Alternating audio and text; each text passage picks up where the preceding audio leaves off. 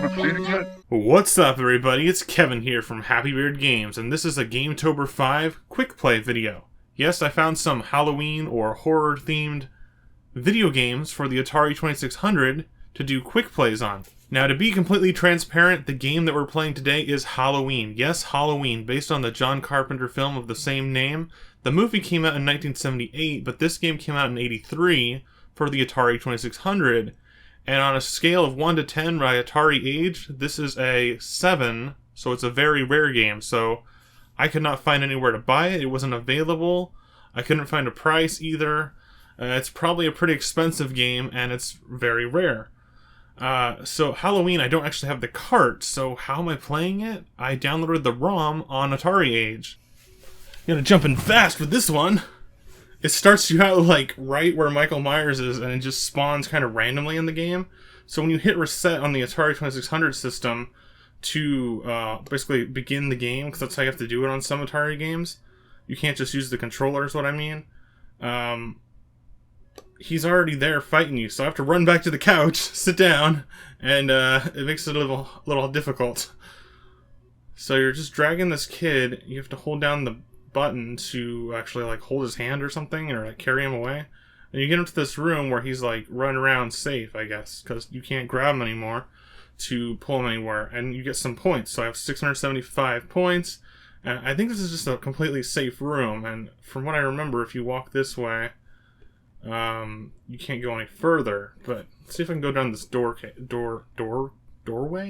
like a doorway, but it's also like a staircase, because it like takes you down to the lower level of the house, which I'm assuming is the lower level. It looks like there's a divider and it's a 2-story house. There was a 2-story house in the movie, so this is probably the same house from the movie. This is all based on the first Halloween, I believe, and I think that's the only one I've actually seen. It's really a good movie. You'd be surprised. You might be like put off by it because it's like might be too scary or too gory.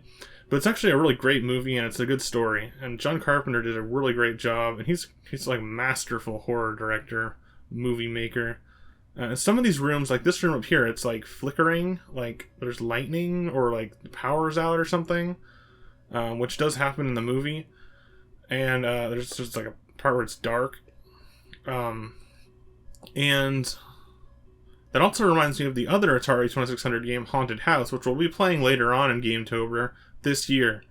So it kind of has that Haunted House style where it kind of blacks out the screen. Of course, in Haunted House, you can still kind of see where you're going because you have 2 little pairs of eyes, which light up at all times. But this game, you do not have that. So I can see there's a kid down there after you get to the downstairs basement. And there's Michael Myers, in case you didn't see him so far. But that's him. That's what he looks like. It's Michael Myers in this game. And if he touches you, he will cut your head off. Like, it's kind of gorier than the movie itself, because in the movie, it's mostly just like slashing people to kill them, but this one he literally chops her head off. It's like whoa, and it's Atari, so it's like, oh, okay, whoa, that's kind of brutal for Atari. This is pre Mortal Kombat. This is way before Mortal Kombat. This is before Doom. This is some violence here. Now, I don't know about this game in particular, but I know the Texas Chainsaw Massacre game, which we'll be playing on GameTober later as well, if I can figure out how to get through this doorway, was a game that they kind of held behind the counter so the kids wouldn't buy it at game stores or at like video stores or whatever, because it was based on an R-rated movie. So the Texas Chainsaw Massacre game for 2600, they didn't want kids to buy it or play it. So I don't know if they did that with Halloween, though. I would assume they did, but I never heard anything about that. Also, some of this game, some of the game carts of this. Whoa, he's like right there. See, Michael Myers can be like almost anywhere. But some of the game carts of this have no label, and some of them do have a label. It's kind of hard to tell which one, according to Atari age, which one is rarer or not. They're probably about the same. But some of them don't have a label, they just have a sticker on it that says Halloween. So that was because of the video game crash, I believe, and they were liquidating some of their inventory of this game. Perhaps it didn't sell too well, and they were trying to, make some kind of profit on it. without printing a label for it and just getting all the copies out that they had. Which is a shame, really, but I don't know. I hope no video game crash ever happens again. But it's kind of interesting that there is two different types of carts. They're the same on the inside. They're just one doesn't have a label, and it was purposely with a sticker on the outside. And now the Halloween movies, I'm pretty familiar with most of the movies. Those are basic plots, but I've only actually seen the first one once again, and I saw it for the first time last year. So I'm not too familiar with the series, but I do get kind of basics. I know the second one is like, it also has Michael Myers in it, but I don't know the plot of it too well because I haven't seen it. But the third one is like, it's not even like about Michael Myers. It's like a completely standalone story because apparently it was supposed to be like just like scary stories to tell on Halloween. So the entire series is called Halloween, but it's not necessarily about Michael Myers. It's about just like standalone anthology movies, such as like Twilight Zone or something like that. Okay, we got him there. We got a lot of points here. Now, I'm wondering, does it just continue on? Or we just keep going through the house to find more kids? Like more and more? Or is it like transition to a next stage? Because I haven't actually made it this far. I haven't turned in 3 kids before. Because I haven't played this very much. I can't see where I'm going. It's too flashy. Okay. I don't want to get... Okay, there we go. I didn't want to get killed and then not be able to see the gore. Ah, he's right there. Oh my god. And the weird thing is you have those jack-o'-lanterns for your health. There's a weird pixel going on there. But you have these jack-o'-lanterns for your health, but once you get down to 1, you get game over. It looks like you have 3 lives, right? Those are like your 3 lives, the jack-o'-lanterns. But it's actually only 2 lives, so it's really misleading. It's not like they all count. Oh, I got chopped right in the doorway. Oh no. Ah. Now, do I continue from where I died, or do I continue from somewhere else? Jeez, he's like relentless. Just teleporting all over the place. Come on, kid. No, get away from that guy. So it's hard to tell where you bring them. And also at the same time, you might notice that I drop them. I drop the kid when I go between scenes or screens. And that's... Whoa, I don't want to lead him right into Michael. Jeez. No. Come on. Oh, maybe... What the heck? Okay. For a second, I thought you didn't have to actually be grabbing onto the kid to pull him forward. Maybe you don't.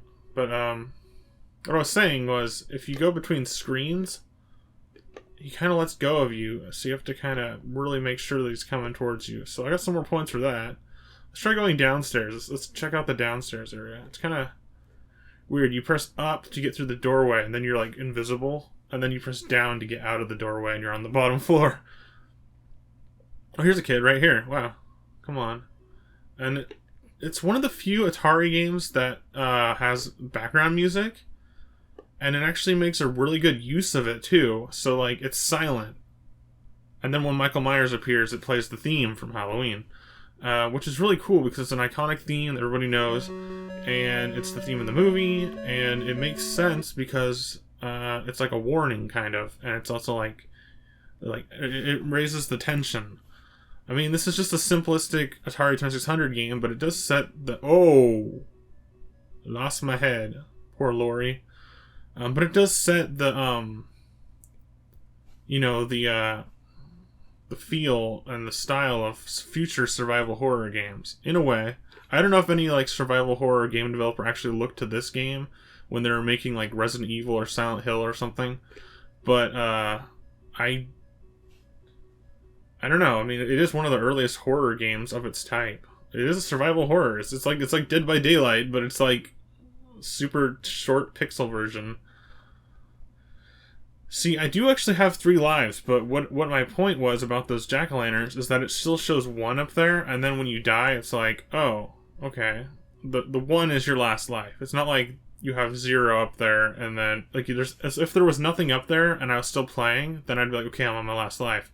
But it looks like you have 1 up there, and then you have their life that you're playing right now. So it looks like you have, like, 1 more life after this one. It's a little misleading. It's not like Castlevania, where it's like the 1, or like the 0 counts as your last life. It's like the opposite. Oh! That's close. I'm trying to find another staircase so I get down to the lower level. Alright, bring it on, bring it on. Ah! Okay. You gotta kind of like sneak around. You can't actually move through the entire floor. This is the lowest I can go on the top floor, and you can go up that high. So there's not a whole lot of space to maneuver between you and Michael. Oh, we lost our head once again. Totally. And that was it for the quick play of Halloween on the Atari 2600, based on the movie of the same name by John Carpenter, featuring Laurie Strode as a babysitter trying to protect the children from the evil Michael Myers. And this game is actually not bad. It's one of those games that might get a weird mixed reception. It's a really bizarre game. It's just like a horror slasher game for the Atari 2600 with pixel graphics, colorful graphics, and limited graphics. And you know, it's kind of a bizarre game having something that's violent or based on an R-rated movie on the Atari 2600. That's kind of like the silly part of it. But it's actually a decent game. It's not a bad game. I didn't see anything wrong with it. It was fun to play. It's really simplistic, of course, because it's the Atari 2600, and it's not too arcadey, but it's in the same vein as Haunted House. It could have been better if there was things to collect or things to progress to a second stage. Even if the stage looks exactly the same but different colors, it would be nice to have some sort of transition. There might be if you collect enough children, but it's really tricky, and it does get faster and harder as you go along. Hey everyone, Kevin here with a little clarification for the game Halloween. There actually is a weapon you can pick up, a knife. Now you can use this knife specifically to attack the killer. And another thing that I want to point out about this knife, and something else that I brought up during my gameplay, was I was wondering, is there more than one level? Is there another stage to this game? And yes, there is. You can access that stage by rescuing 5 children, which we did not do in this video. That would take some time and a little bit more skill. Additionally, you can access the second stage by stabbing Michael Myers twice with the knife. So if you find the knife, you can stab him, and then you can stab him again, and it'll progress to the second level. Additionally, if you're carrying a children back to the safe room, you cannot find the knife. It won't appear. And the knife, of course, randomly appears in the game. I saw it a few times in the game, but I didn't mention it during my gameplay. That's why I wanted to add this clarification. So yeah, I would recommend Halloween on the Atari 2600. Once again, it's a 7 out of 10 rarity, a very rare game, so I'd recommend checking it out on Atari Age's website. Alright everybody, that's it for this quick play today on GameTober 5 on Happy Beard Games. If you like this video, please be sure to subscribe, leave it a like, leave me a comment, let me know what you think, and stay tuned for more Atari 2600 horror games quick played on Happy Beard Games' GameTober 5.